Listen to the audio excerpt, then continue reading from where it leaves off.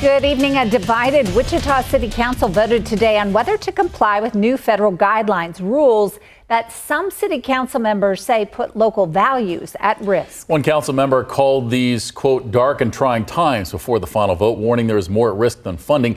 KIC's Lily O'Brien was at that meeting with the Wichita City Council and explains what's at stake for the city's future and that federal money. Lily. Chris and Deb, it's a choice we're seeing local governments across the nation make, and now that vote has hit the Wichita City Council. The decision, either comply with White House guidelines or risk losing millions in federal funding. It's part of the Trump administration's push against DEI programs, and some council members say it goes against basic principles of the United States government. Fascism is a far-right, authoritarian, and ultra-nationalist political ideology. It fundamentally opposes democracy.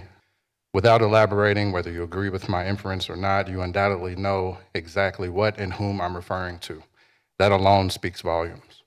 In a resolution to authorize the Wichita City manager to ensure compliance with federal grant requirements, came criticism and constitutional concern. A nation founded on 3 co-equal branches and checks and balances is seeing that very fabric stretched to a near breaking point.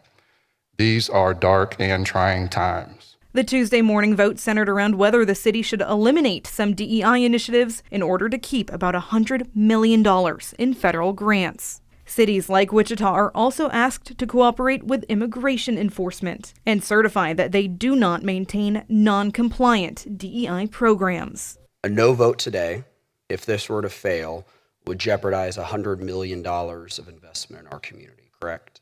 There is some jeopardy to some or all of the funding if we're found to be non-compliance. The Wichita City Council, faced with a decision that risks losing federal funding, voted 4-3 to approve the resolution.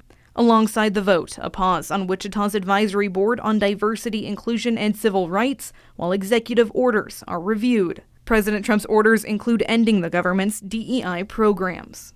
I think it's important we don't lose that perspective on the council, because we can't personally represent every demographic in Wichita, and they help us to hear from more folks in our city.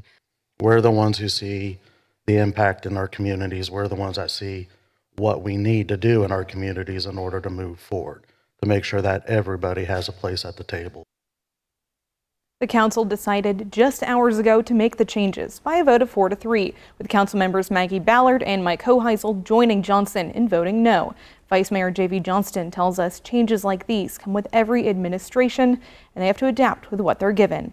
In studio, Lily O'Brien, KIC News on your side.